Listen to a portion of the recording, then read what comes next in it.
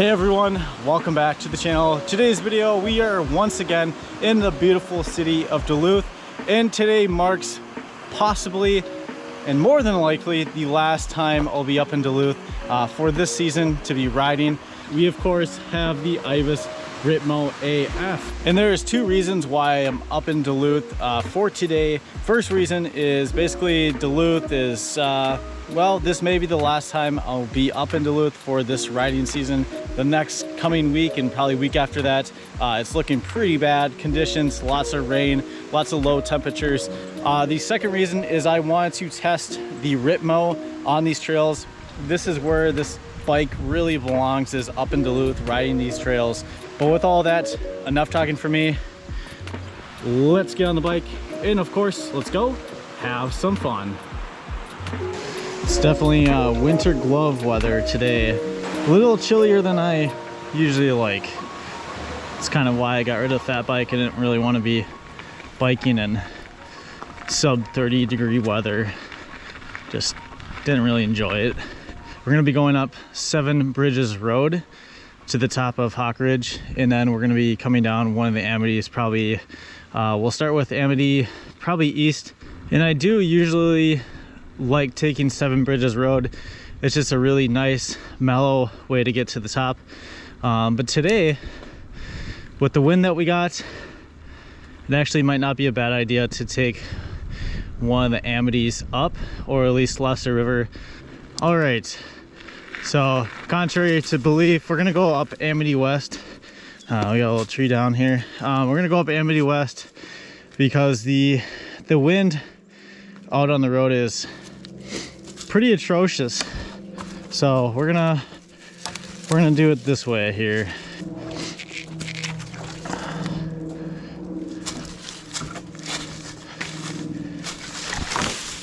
Okay, there we go. Whoa.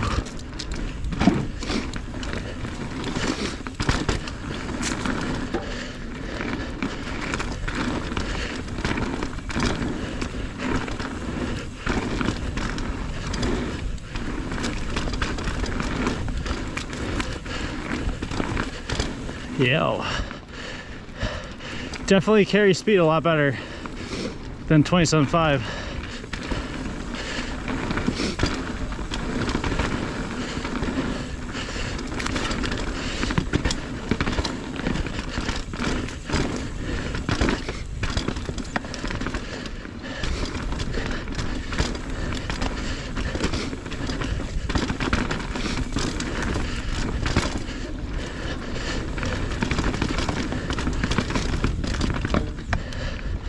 Nice. Hauling.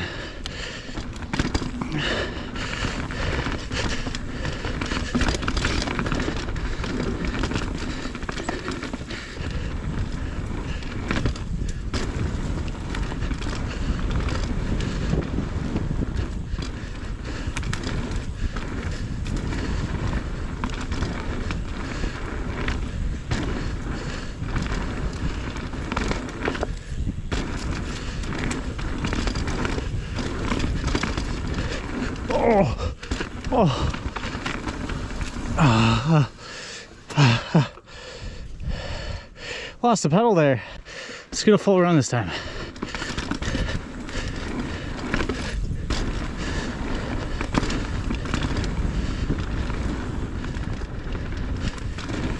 Oh, missed out again. That's all right.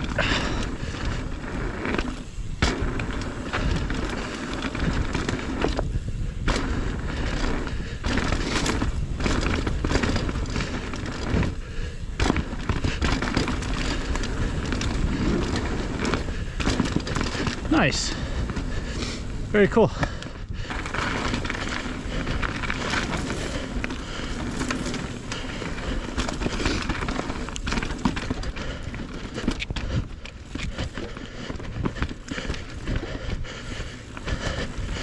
Takes a lot more work to maneuver around these tight trees, that's for sure.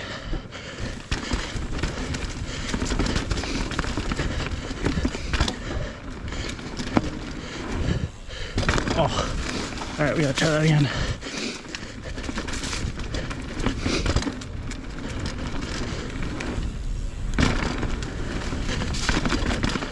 Nice.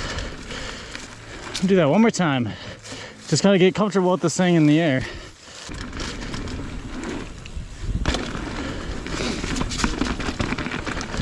This part's still fun. Coming back into the park and things. Go.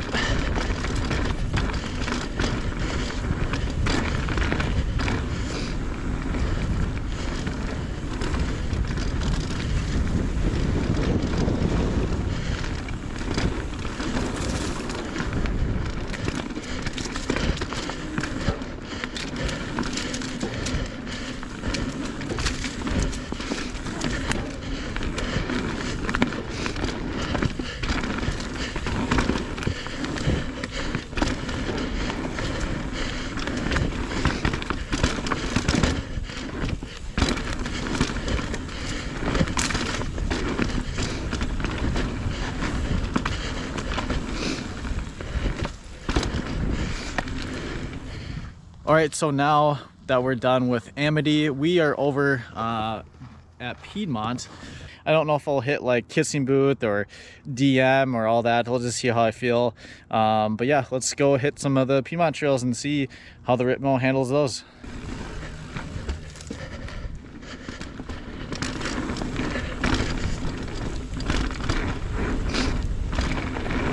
Whoa, overshot that one.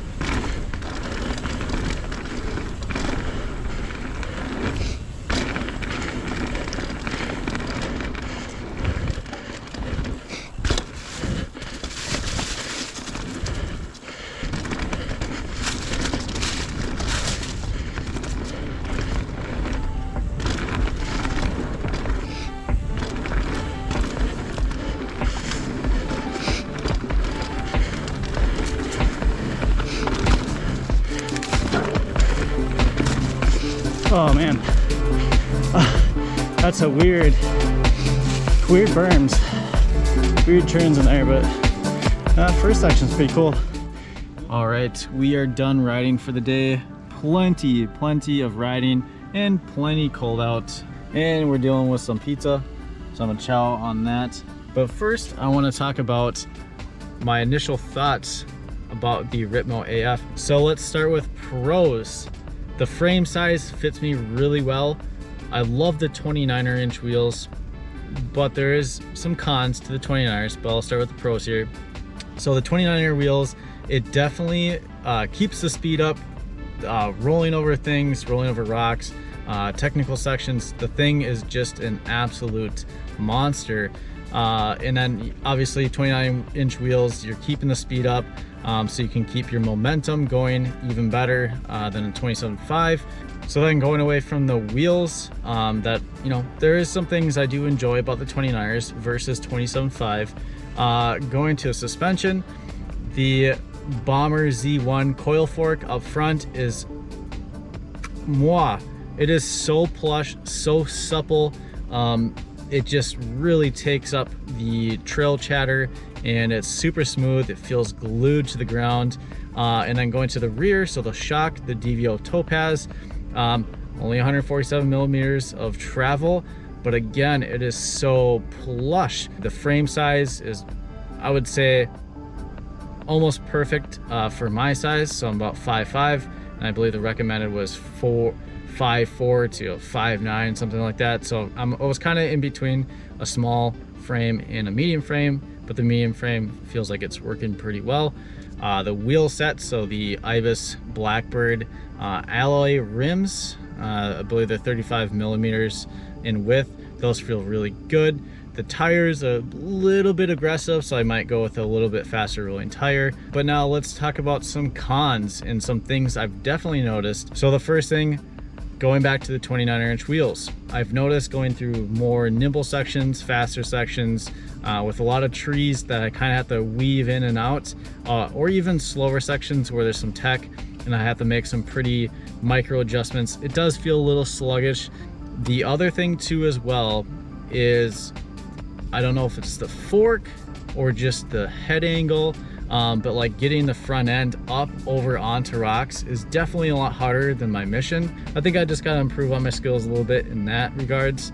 I've just noticed it's actually pretty hard to get that front end up over onto stuff. So that's something that I kind of have to look at and kind of adjust my technique. Another thing is the handlebars are way too wide. I believe they're 800 millimeters, and I believe I can take them down to possibly 760. But I'm gonna start with 780, and then if that doesn't work, I'm gonna go down to 760.